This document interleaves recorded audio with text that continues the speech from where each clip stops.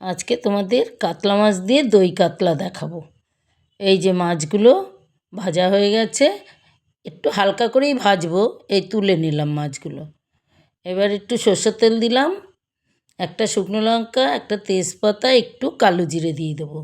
এবার একটু নাড়া দিয়ে এর মধ্যে আদা, পোস্ত, একটু সাদা সর্ষে, লঙ্কা বাটা দিয়ে একটু ভাজা ভাজা করে নেব। এবার একটু টক দই দিয়ে দেব। এই যে 3 চামচ টক দই দিয়ে দেব। এবার একটু নাড়া দিয়ে নেব। লবণ দিলাম,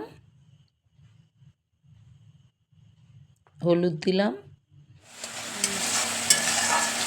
দিয়ে এবার নাড়া দিয়ে বাটি জল দিয়ে দেব।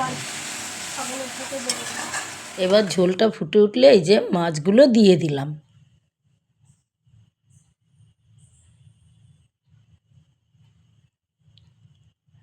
মাছটা একটু সেদ্ধ হয়ে গেলে এই যে এবার একটু মিষ্টি দিয়ে দেব।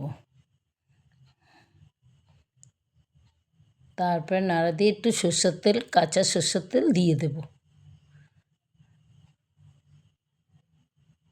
দিয়ে এবার একটু নাড়া দিয়ে দেব। হয়েই এসছে। এবার কাঁচা লঙ্কা দিয়ে দিলাম, কেন ঝাল যার যে যেরকম খায় আর কি, পরিমাণ মতন ঝাল দেবে।